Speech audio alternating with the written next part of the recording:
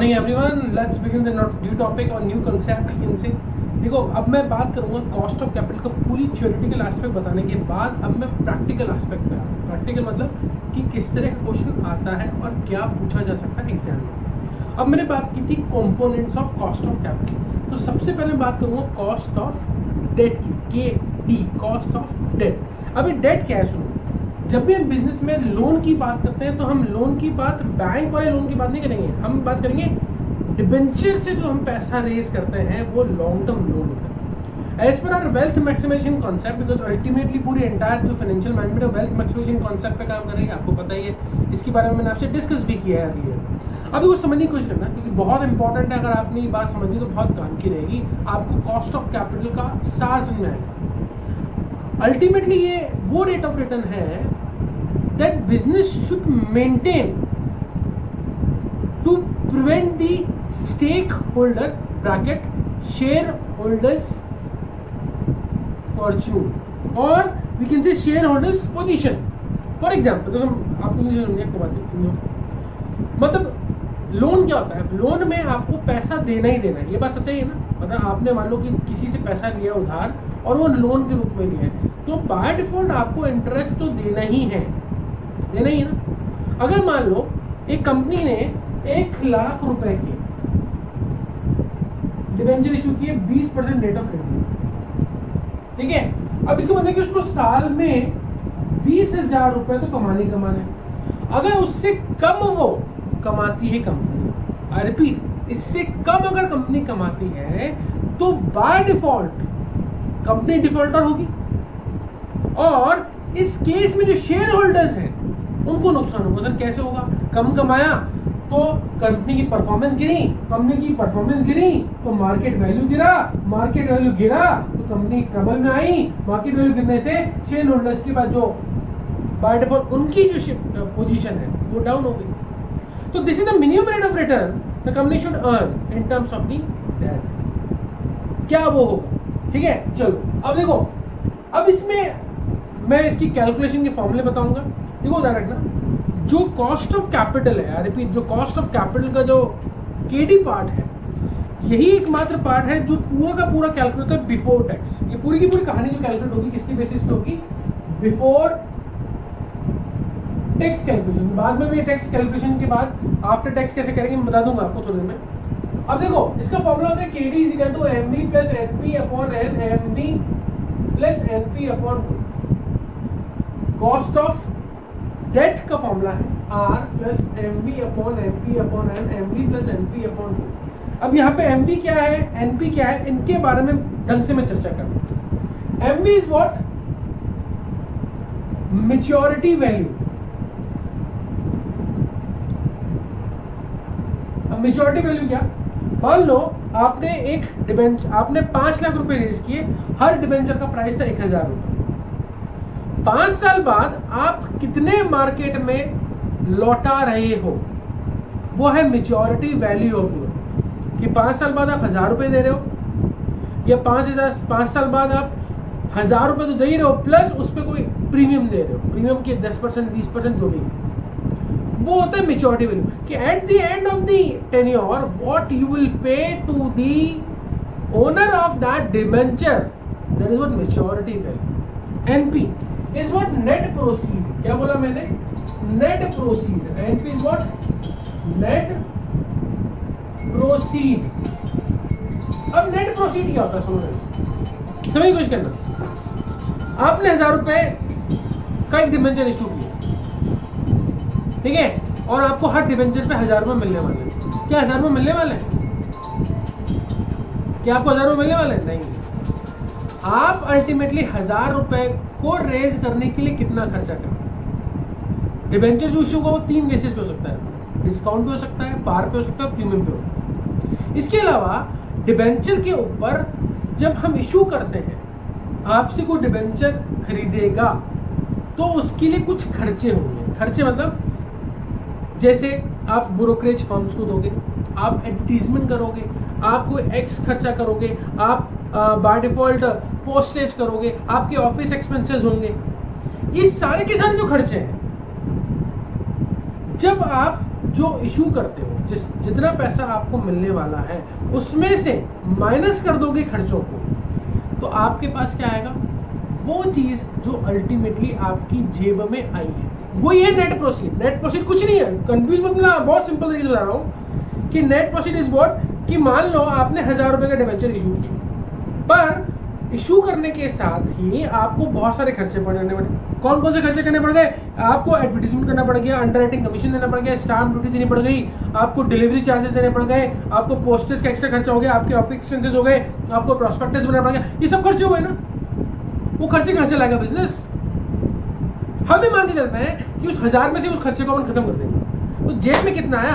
अब मान लो आपने 40 रुपए हर एक डिवेंचर पर खर्च किए, तो जेब में तो 960 रुपए है ना आपके, वही है नेट प्रोसीड। तो नेट प्रोसीड कैसे कैलकुलेट होता है? NP is what, net proceed. NP is what, net proceed. अब देखो मैंने बताया डिवेंचर जो है ना 3 बेसिस पे आपके इशू होगा, आइदर एट पार पे होगा, प्रीमियम पे होगा, डिस्काउंट पे होगा। एट पार पे हो रहा है तो आप पार वैल्यू में से सबट्रैक्ट कर दोगे फ्लोटेशन कॉस्ट। 1000 रुपए का आपका डिवेंचर था, खर्चा हुआ ये, वो flotation cost, that is what par value minus flotation cost. Flotation cost involve कौन कौन सी कॉस्ट होती है? ब्रोकरिंग हो गई, स्टैम्प ड्यूटी हो गई, एडवर्टीजमेंट हो गया, प्रोस्पेक्टस का कॉस्ट हो गया, अंडरराइटिंग का कॉन्सेप्ट हो गया, ये सारे के सारे जो खर्चे आपको एक्स्ट्रा दिख रहे हैं वो इसमें आते हैं फ्लोटेशन कॉस्ट के। प्रीमियम पे हुआ, प्रीमियम मतलब आपकी मार्केट में बहुत ज्यादा वैल्यू है, ठीक है, मतलब वही वाली बात कि मान लो कोई पहले ब्लैक में टिकट बिकती थी, वही वाली फंडिंग है इसमें कि आपकी कंपनी की गुडविल बहुत स्ट्रांग है, ठीक है, और आप बोलते हो कि भाई मैं 1000 रुपए का एक डिवेंचर लेके आ रहा हूँ और उसमें प्रीमियम लूंगा क्योंकि मैं तो भाई ऐसा शेयर हूँ, मतलब मैं मेरी गुडविल तो इतनी स्ट्रांग है कि मैंने बोल दिया ना काम होगा, तो लोग आपकी गुडविल की बेसिस पे आपको एक्स्ट्रा पैसा भी देंगे, वही प्रीमियम होता है। प्रीमियम कुछ एक्स्ट्रा नहीं होता, the extra amount that you receive on the basis of your goodwill is known as what, premium. तो par value plus premium you add minus flotation cost. अगर डिस्काउंट, अब डिस्काउंट कब होता है कि साहब आपको माल नहीं बिक रहा या आपकी कोई ऐसी स्ट्रेटेजी है that you want to raise more and more money, तो आप ऐसे बोलोगे 1000 रुपए का शेयर है, उस पर डिस्काउंट दे दो 10%, अब 90 रुपए तो 100 रुपए वैसे कम होगा तो 900 बचे, उसमें से फ्लोटेशन कॉस्ट माइनस, ये है नेट प्रोसीड निकालने का फॉर्म, ठीक है। एनपी कैसे निकलेगा? या तो पार पे होगा या प्रीमियम पे होगा, डिस्काउंट पे होगा। पार पे होगा तो सीधे सीधे फ्लोटेशन कॉस्ट माइनस कर देंगे, प्रीमियम पे होगा तो पार वैल्यू मतलब जो उस डिवेंचर पे वैल्यू लिखी हुई है उसको बोलते हैं पार वैल्यू। 5000 रुपए का 5 लाख रुपए डिवेंचर इशू के at the par value of 1000 rupees लिखा होगा आपकी क्वेश्चन में आएगा, माइनस प्रीमियम पे तो plus premium minus flotation, discount है तो par value minus discount minus flotation. Ultimately that proceed is nothing but what you get at the end on the entire process। इस पूरे प्रोसेस करने के बाद आपकी जेब में कितना रुपए आया, वही क्या है नेट प्रोसीड, ठीक है। नेट पैसा तेरी जेब में, नेट पैसा तेरी जेब में, वही क्या है नेट प्रोसीड। अब देखो फिर दे दिया भाई एमबी तो हमने बात कर ली, एन की बात करते हैं, नंबर ऑफ ईयर्स, कितने ईयर्स के लिए आपको ये पैसा ले लो, 10 साल के लिए, 5 साल के लिए, 20 साल के लिए, 6 साल के लिए, 8 साल के लिए, लिखा होगा क्वेश्चन कि आपने जो डिबेंचर इशू किया है वो कितने साल के लिए किया है, कब तक आप इंटरेस्ट देने में की बात कर रहे हो, as I suggest it is a long term loan. और लॉन्ग टर्म का मीनिंग ये होता है भैया जब आप मोर देन 1 साल के ऊपर चले गए वो सब लॉन्ग टर्म है, तो ये लॉन्ग टर्म लोन होता है, तो नंबर ऑफ ईयर्स होगा। फिर बात करते हैं आर। अच्छा कई बुक्स में भाई और बहनों यहाँ पे आर की जगह आई लिखा होगा, अभी गलत फॉर्मूला बता दिया, गलत फॉर्मूला, अरे गलत नहीं है, सब सही है। R is what, rate of sorry that is what annual interest,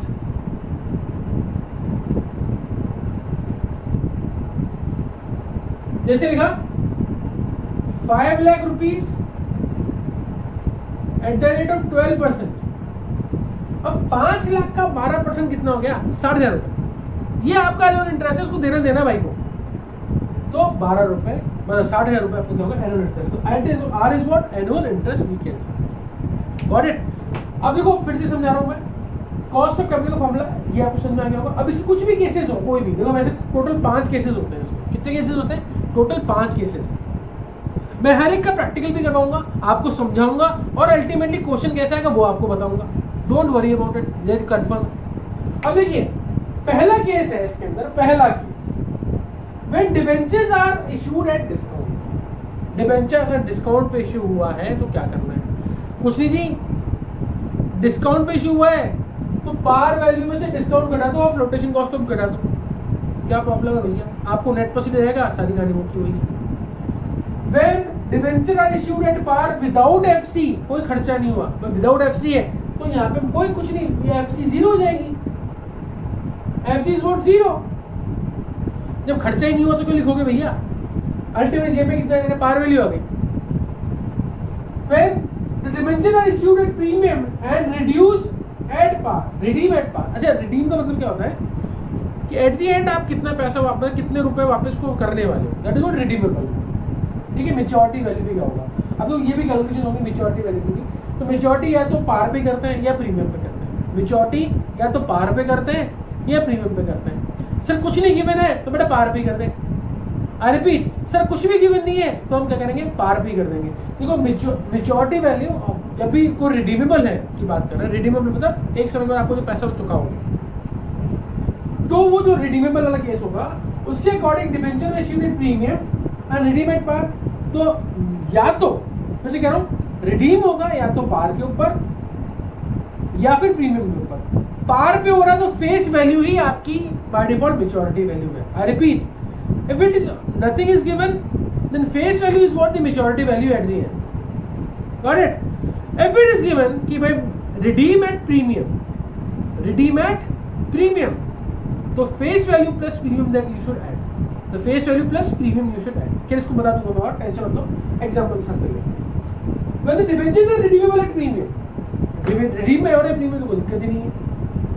ठीक है, तो यहाँ पे मैच्योरिटी वैल्यू में face value plus premium add कर देंगे तो मैच्योरिटी वैल्यू हो जाएगी। व्हेन डिबेंचर आर इररिडीमेबल, देखो इररिडीमेबल वाला केस कौन सा होता है? जब आप कुछ चीज रिडीम ही नहीं करोगे। अब सोचना एक बात, जब कुछ चीज रिडीम करोगे, ठीक है, रिडीम कर ही नहीं रहे आप तो बेईमानी कर रहे हो, कुछ नहीं रहने वाला। तो सोचना इस फॉर्मूले से बने, कई टीचर आपको रटाने की कोशिश करेंगे फॉर्मूला कि बोलो ये होता है, कुछ नहीं होता है, इसी से निकल के आ गया। मान लें रिडीम नहीं होगा तो n इज व्हाट? इनफाइनाइट। अब जो चीज रिडीम नहीं, तो अनंत साल तक मैं तेरे को पैसा देता रहूंगा, तू तो आज 1000 रुपए दे दे, हर साल 10% 20% लेते रहना, और जब तक तू जिंदा है, तेरे मैं जिंदा हूं, जब तक कमी चल रही है, हर साल लेते रहना। Irredeemable situation way n is infinite. सोचो एक बार, यहाँ पे n का और इनफाइनाइट हो जाए तो किसी भी संख्या के नीचे इनफाइनाइट का मतलब क्या होता है? जीरो। ये हो गया ना? अच्छा, एम और एन भी तो है ही नहीं, भाई नेट प्रोसीड, भाई जो मैच्योरिटी वैल्यू वो नेट प्रोसीड है, तो एनपी में NP upon 2 that is 2 NP upon 2 that is NP. तो अल्टीमेटली फार्मूला बना आर अपॉन एनपी, केटी का फार्मूला। कब? जब इररिडीमेबल वाला केस होता है। अगर आपका डिबेंचर इररिडीमेबल है, मतलब कभी रिडीम नहीं होगा, अनंत वर्ष तक के लिए है, तो फॉर्मूला होता है आर अपॉन एनपी इनटू 100। अच्छा, entire formula is what? Multiply 100 because this is what? The rate of interest. And whenever we calculate the rate of interest is to be what? Multiply 100. Otherwise इन सबके points में answer आएंगे, इसमें आएंगे दशमलव, 100 से multiply करो किसमें जाएंगे? ये परसेंटेज। तो दुखी मत हो ना कि सर आपने शुरुआत में 100 तो लिखा ही नहीं था, भाई यहाँ पे छोड़ दो, कोई दिक्कत नहीं है, तू पॉइंट भी छोड़ दे। कॉमन सेंस कि भैया ultimately this is when we convert any decimal into percentage then we have to multiply with 100, that is a mathematical concept. तो I hope that you got it. और मैं आपको एक ही कह रहा हूँ कि अल्टीमेटली एंटायर सिचुएशन और एंटायर जो कॉन्सेप्ट है ये प्योर एंड प्योर बेस्ड होता है किसके ऊपर? मैथमेटिक्स के। ठीक है, तो मैंने बताया इस केस के अंदर फॉर्मूला, मैंने बताया इसके कंपोनेंट्स, नेट प्रोसीड कैसे निकलेगा बताया। अगेन नेट प्रोसीड में क्या क्या आ गया मैं बता रहा हूँ फिर से। अंडरराइटिंग एक्सपेंसेस, एडवर्टीजमेंट एक्सपेंसेस, आपके ब्रोशर्स और प्रोस्पेक्टस बनने के खर्चे, आपके कमीशंस, क्योंकि जो आपके ब्रोकर उसको बेचेगा उसकी कमीशंस, आपका पोस्टर एक्सपेंसेस, आपके sales expenses, they all are the ultimately the flotation cost में इंक्लूड होंगे। और गिवन होगा आपको कि 2% of this is the dividend the underwriting expenses. That is what underwriter will take charges कि भैया तेरे को 1000 रुपये दिला दूंगा, पर 2% मेरा कमीशन होगा, क्योंकि मुझे पता है ग्राहक कहाँ है, कौन खरीदेगा देता है, वो गारंटी लेता है आपका वो बिकने का, तो अंडरराइटिंग एक्सपेंसेस लेता है वो। Got it? तो ये क्राइटेरिया है किसके, आपके by default cost of capital के अंदर कॉस्ट ऑफ डेट। अब आगे चलते हैं। देखो ये पूरी की पूरी कहानी जो होती है ये होती है किसके ऊपर, बिफोर टैक्स। कब होती है भैया, बिफोर टैक्स। अब इसमें आफ्टर टैक्स निकाला तो कुछ नहीं, ये जो भी आप कैलकुलेट करोगे इसको 1 माइनस टी से मल्टीप्लाई कर देना, के डी आफ्टर टैक्स जब निकालेंगे तो 1 माइनस टी इंटू के डी बिफोर टैक्स। कुछ नहीं रखना, जो भी आपने निकाला चाहे वो कोई सा भी केस हो, और वो बिफोर टैक्स जब बोल रहा है, बिकॉज हम जब करते हैं WACC कैलकुलेट करेंगे वो सारी कैलकुलेशन होगी आफ्टर टैक्स वाले के अकॉर्डिंगली होती है। तो ये चीज रखना, आप उसको इस तरह कन्वर्ट करोगे, के डी बिफोर टैक्स को मल्टीप्लाई 1 माइनस टी से। आपको कोई और दोस्तों फॉर्मूला याद नहीं करना, that's it. These are things that you focus in your mind and accordingly you have to manage everything. ध्यान रखना, ये पूरी की पूरी कहानी फिर समझना, मैं आपको ये बात कह रहा हूँ, जैसा केडी है वैसे बिल्कुल केपी है, जैसा केडी है वैसे बिल्कुल केपी है। KP is what, preference share. देखो अंतर क्या होता है प्रेफरेंस शेयर में और डिबेंचर में। देखो प्रेफरेंस शेयर वालों को पैसा देना है पर उनको रोका जा सकता है, घर के आदमी है, जैसे मान लो एक तो बाहर का आदमी है, घर का आदमी, शेयर बोल दिया तो ओनर हो गया तो बोलेगा भैया ठीक है मैं आपकी बात मानूंगा, इस साल प्रॉफिट नहीं हो रहा कोई दिक्कत नहीं, अगले साल दे देना, वो देना तो है। केडी को आप रोक नहीं सकते, देना है तो देना है, कोई ऑप्शन नहीं है आपके पास। ये क्राइटेरिया है किसका, आपका कॉस्ट ऑफ कैपिटल। तो जो पूरा प्रोसेस मैंने आपको बताया सेम बिल्कुल डिक्टो ऐसे का ऐसा चलेगा केपी के अंदर। तो अगली वीडियो में बात करूंगा मैं पहले इससे रिलेटेड प्रैक्टिकल एग्जांपल्स की, इन सभी केसेस को हम डिस्कस करेंगे और लेटर ऑन भी switch to the KP. I hope कि ये जो पूरा प्रोसेस है आपको समझ में आ गया होगा, दिमाग में बैठ गया होगा, इसके बियॉन्ड कोई भी चीज इसके बाहर से नहीं आएगी, गारंटी ले लो। Is it clear to all? तो थैंक यू सो मच, अभी के लिए इतने काफी है। आने वाले वीडियो में, अगले वीडियो में बात करूंगा मैं how to calculate KD in the different perspective. कैसा क्वेश्चन आएगा, आपको क्या करना है और कैसे कैलकुलेशंस होती है। तो लगातार बने रहे अपोगे एडिटर के ऊपर और अपोगे एकेडमिक्स के ऊपर, पूरी की पूरी MBA और BA BCom के सारे कॉन्सेप्ट दिए। तो please subscribe our channel so that आपको किसी तरह की कोई समस्या नहीं हो। धन्यवाद, थैंक यू सो मच।